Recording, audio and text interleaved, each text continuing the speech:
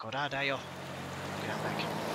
Bored of standing in place and watching television in a shop window, I pulled myself away from the tackle display with little effort. After living in Hanako, the city seems like an entirely different world.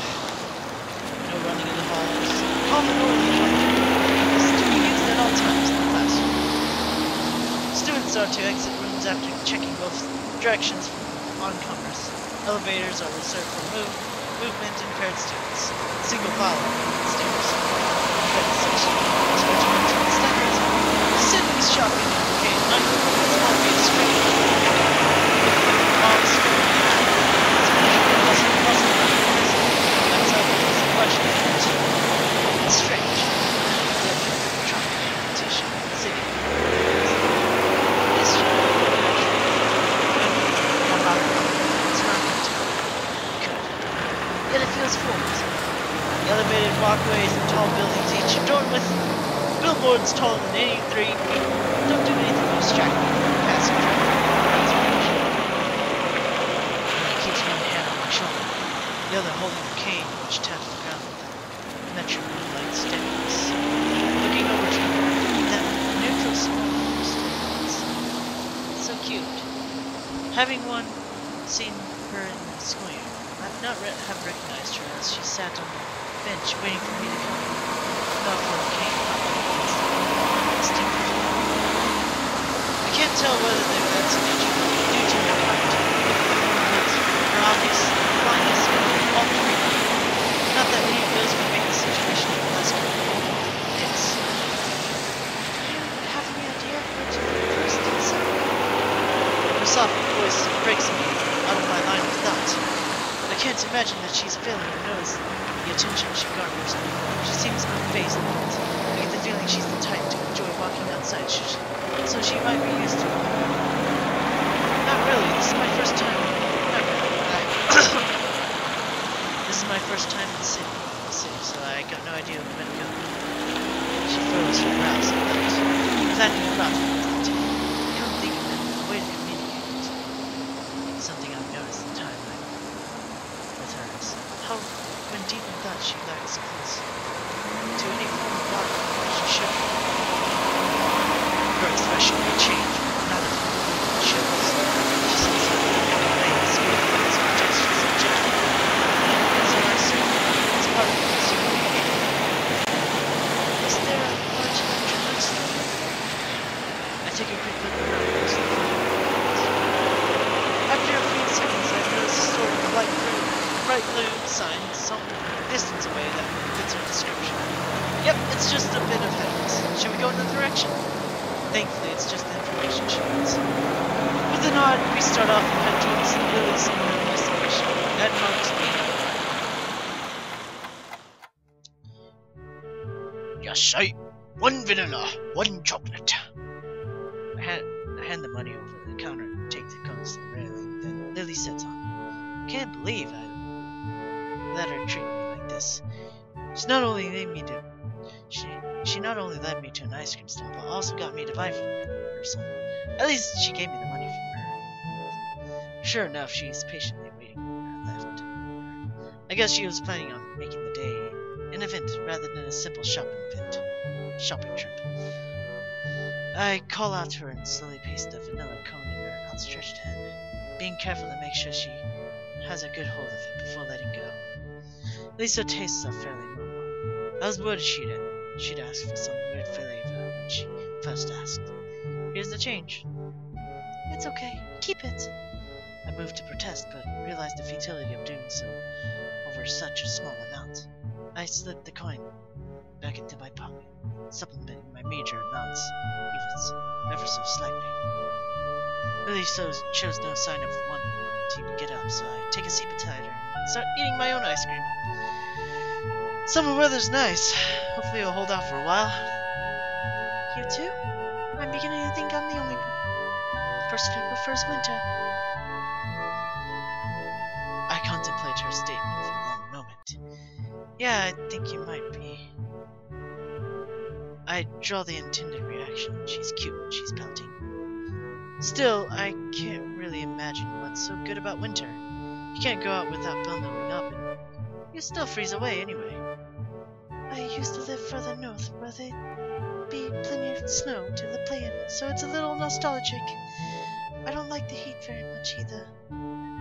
At least you could wear a skirt, so don't complain about it. She gives an amused giggle as we both get back to the finishing off our already melted cones. I idly sit and watch the crowds going by as we eat, catching bits and pieces of the conversation. Looking at Lily, I see her dutifully licking her ice cream from the top down, blissfully unaware of the fact that it can even melt. It's melting. Where? Down a bit. She lowers her mouth to the top of the cone, but has no idea of exactly where the ice cream is dripping.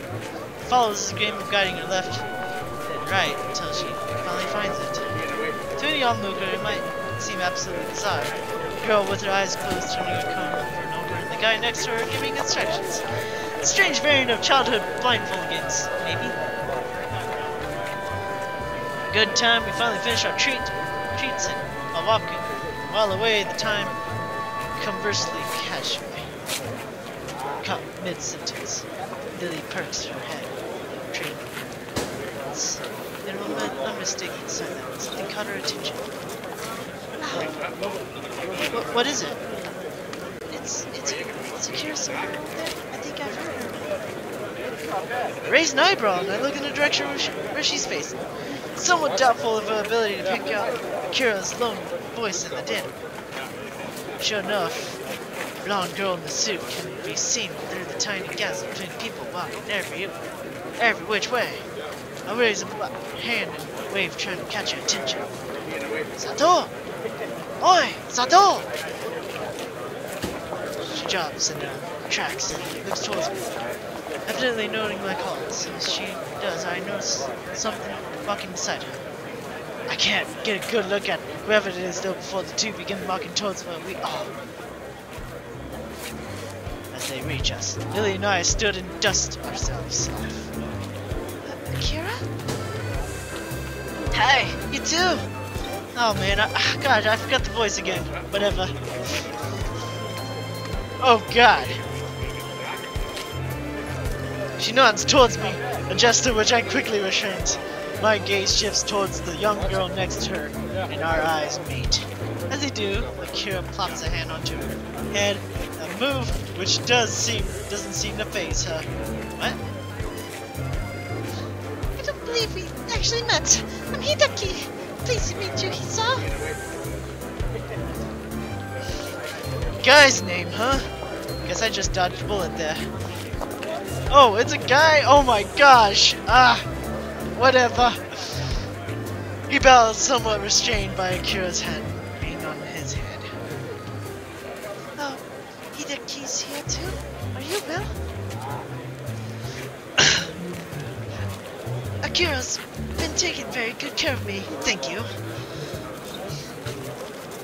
Akira screamed as if to affirm the points and rubbed his head hard, dragging it to around in a circular motion. His dreary face during this is somewhat amusing. Goes out on our business again, so I'm just taking him around town for today. I'd prefer to be spending a day on a date with my boyfriend, but Hideki gives up, cough to try and redirect Akira's thoughts. But as he does, though, I find myself wondering, they're related? For the first cousins? I suppose that explains why she's taking care of him in any case. Come think of it, Hideki. How do you know my name? Akira told me. Being a Yanmaku student, I suppose you're disabled in some way. Not everyone in Yanmaku is disabled. Which I've only learned a handful of days ago. I give silence thanks to Shizune and Misha for this information about how the school works. Because of them, I found out that since the school will accept practically anybody suffering from non-mental disabilities, it doesn't discriminate against healthy people either. It seems unlikely that many in good health would enroll there, though. While the standard of education is pretty high, it's extremely isolated and very much focused on helping disabled students. You're dodging the question. Damn, he's sharp. Before I can say another word, though, he decides to take a stab at it himself. If I were to call him myself, your heart? Akira looks mildly curiously at me. Her interest peaks as well. That sure was a lucky guess. How did you... You show no missing limbs or deformities, so external disabilities are out. Considering lack of any strange mannerism, it's also unlikely that you have any mental disabilities. But your Hanako doesn't take mentally disabled students. I know. Leaving that aside, the only possibility left is that of internal disabilities. I didn't know which one you might bear, so I guessed correctly, as it turns out, and your reaction confirmed my guess. Well, a little bemusing, I looked to Akira. She grins and shrugs, obviously taking some enjoyment out of a partner's deductions. He's sharp, yes, but more than a little unsympathetic. Logical, but lacking in tact. His attitude reminds me of Shizune, in a way that as does his look. May I ask you why you're staring at me? Surely I'm not that unusual specimen. Well, you do look like a girl, so no questions about that. So you don't know how unusual he looks. I could overlook the spats and clothing. Spats and clothing is just being coincidence. Ribbon in his head. It's really too much. Yeah, he just does look like a girl too much. It's entirely beside the point, though. Sorry, you just kind of remind me of something. Akira gives him a sharp jab with an elbow. I told you you weren't not that much different from her. He coughs into his hand to try and maintain an upright and serious demeanor. I see you've met my sister, then. Perhaps my full name might help you. I'm Hideki Hakamichi. You're probably thinking my sister, Shizune Hakamichi. Oh, so he's Shizune's brother.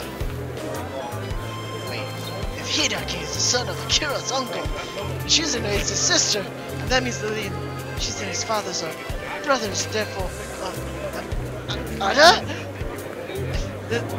Lilly and Shizune are just cousins? Lilly groans in an uncharacteristically strange manner.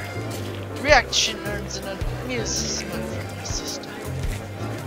The enmity between the two just took on another meaning. I have thought it simply a matter of difficulty of communicating between the two, but family feud makes things much more complicated. You can choose your friends, but you can't choose your family. She gives a half-hearted shrug. She mustn't give as much weight to the two conflicts as I do. Well, that's how it is. What are you two up to anyways on this fine day? We're shopping for Hanako's birthday present. The day will be coming up soon, so this is the last chance we'll have before school starts again for the week. Akira makes a strange face as if Lilly had just said the sky wasn't blue and the clouds not white. Isn't her birthday on the 10th next month? Yes. Why? Is something wrong? Akira's face seems to collapse. It's a notably befitting expression for someone still rowdy and headstrong. Folks didn't call you yet? Miss Lilly shakes her head cluelessly and looks at Hideki to see if he knows anything about this. Simple shrugs the answer. For a moment, Akira ponders what to do before smiling once again.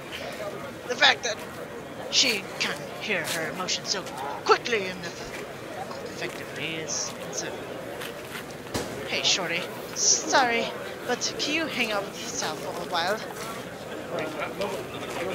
He nods and waves off. Akira placing an arm on his shoulder as she guides her away. Now, Mafia shoots. So I'm alone with Dot, quote unquote, Shorty. So, nice weather, isn't it? It seems so. Dots. Guess they've dumped us. Indeed. The friend. First, you'll attempt at small talk. I got no idea how to talk to this guy. His robotic is somehow. Blood and stone come to mind. Without another word, he begins to rock on his feet. Nor obviously it's that just have bored him with this discussion. Really is like a little kid despite his serious demeanor. Suspecting conversation over, I decided to accomplish what I came here to do in pleasantness. I'm going to search for a present. Coming? No, not much else to do.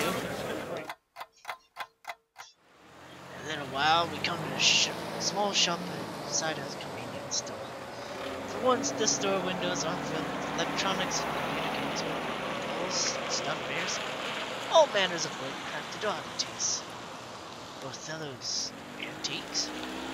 Antiques? Well, if there's anything in town, that'd suit Hanako. Guess it'd be here. I reach for the old-looking door handle. Pull back at the last minute as I reach my companions gone adrift. Not coming in? I'll just be in the newsstands for a while. Don't mind me. His voice makes it painfully clear he has zero interest in what's in the store. He doesn't feel obligated to follow me.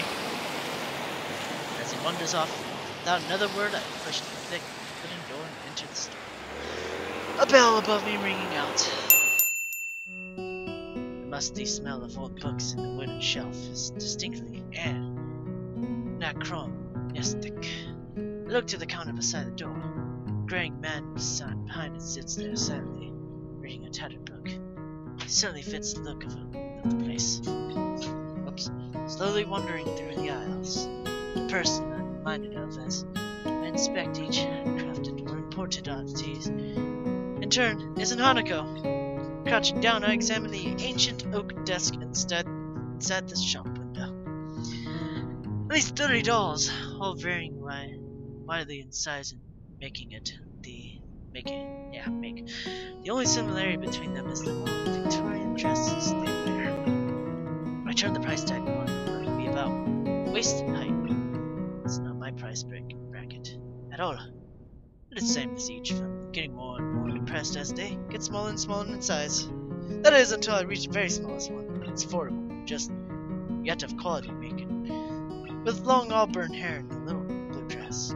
I decide that's the kind of present Hanako would appreciate. Pretty looking and far from gaudy. As I carefully pick it up, I decide to keep looking around the store. I'm not sure whether it's because I like the atmosphere or out of simple curiosity.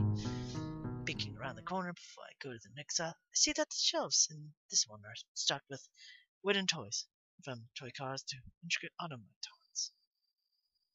Tucked behind a line of nutcrackers, I notice a little plain wooden box.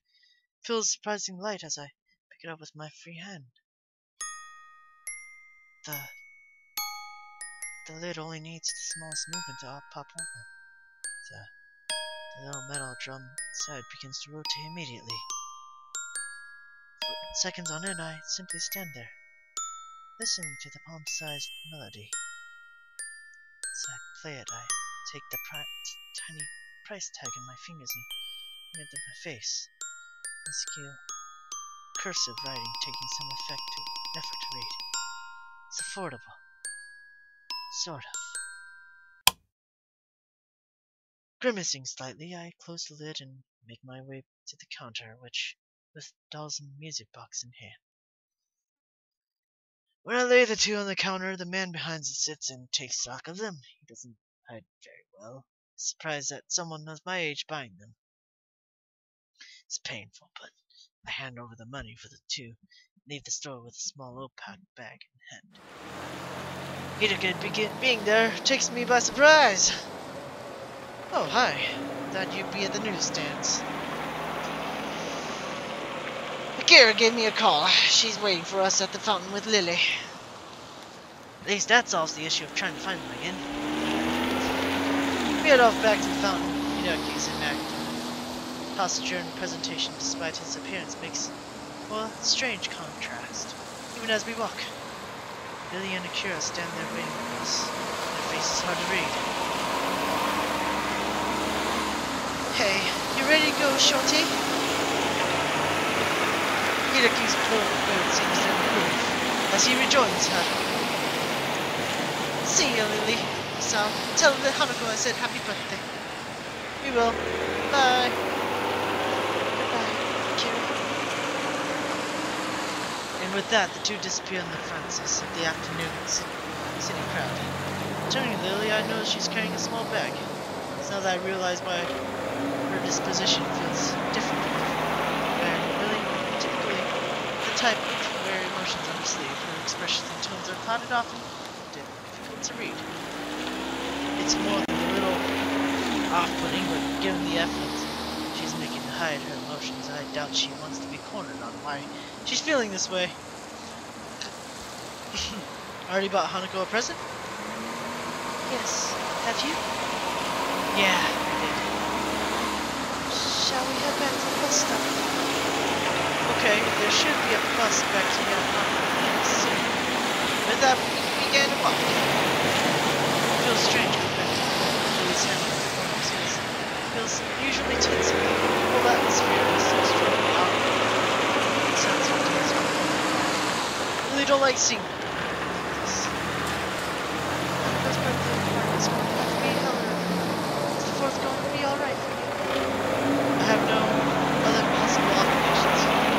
So I flexibly nod. Only afterward do I remember that doing so is pointless. The answer was in my speech. First, a task that looks almost pity of one another. How plain it is to see how distinct her thoughts are. Sorry, so you said that the bus will be coming soon, right? That's right. Now that she says that, I have an idea. Actually, yeah, maybe. Maybe we can. I don't think so. Why do you ask? That is the point where I normally take you and rush you somewhere, but without that, you have to trust me, right? I take her hand and gently lead her off. Her distant face replaced by one of mild surprise and curiosity. As the waitress sends the cup of tea and cup of coffee that I ordered onto the table, I thank her before she takes her leave. Truth be told, I'd really lucked out finding this cafe. I didn't really know where I was going. Rather, I was just looking for any cafe that looked relatively nice. Having managed to recover a little, Lily tentatively sips at a cup as I take a long gulp of the coffee in front of me. As I hoped, her face lights up as she realizes what flavor it is.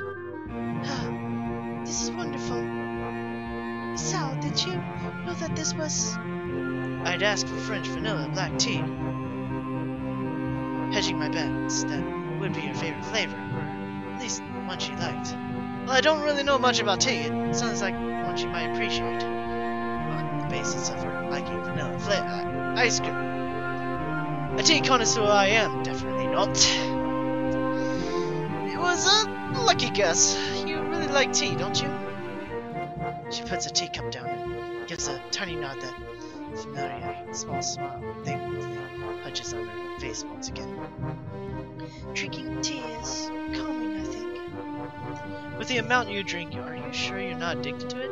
Caffeine addiction is pretty much common nowadays. Did I ever say I wasn't? She lets out a giggle as my head drops. We all have our vices, I suppose, and there are worse things to be addicted to. French vanilla black tea. I'll have to remember that. For a while, we both silently drank. It's comforting to have someone like her nearby such new surroundings, even if it's just the two of us sitting in silence. I begin to wonder if this feeling is the same for her until she sets down her cup. Hisao, do you mind if I ask you a slightly odd question? That depends on the question, I guess. I was wondering, what's your favorite color? What your favorite color is? Everyone has one after all.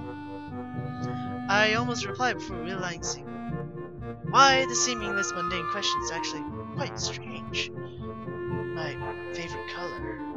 Then she gives a pouting look, wanting me to answer anything. While the answer seems unavoidably based on her, there isn't any harm in giving it. I've always had a green thing for green. I'd said that's my favorite, as what my text says. Green. Green, isn't it?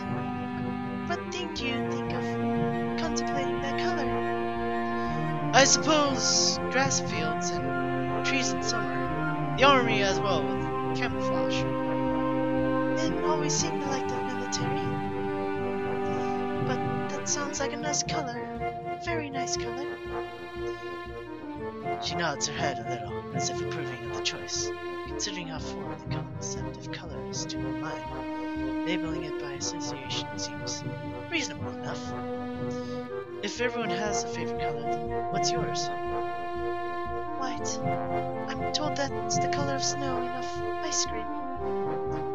You know better than me then, if you only like the color because of a favorite food. Guess white is nice too, though. Speaking of colors, it's getting dark soon. Let me help you up. Lily offers her hand, in which I take in mine to help lever her up from her seat at the table. Its softness compared to mine takes me off guard, as I'm really not used to such casual contact. Doesn't seem to bother her at all. Well, it seems obvious why. It feels like just one more ladylike aspect to her. As her hand moves to her pocket, I quickly cut her off. Don't worry, I'll pay for this. Oh, thank you, Hisao. She gives an earnest smile at the gesture, a reward much greater than that of her words. By the time we step off the bus, it's well and truly dark.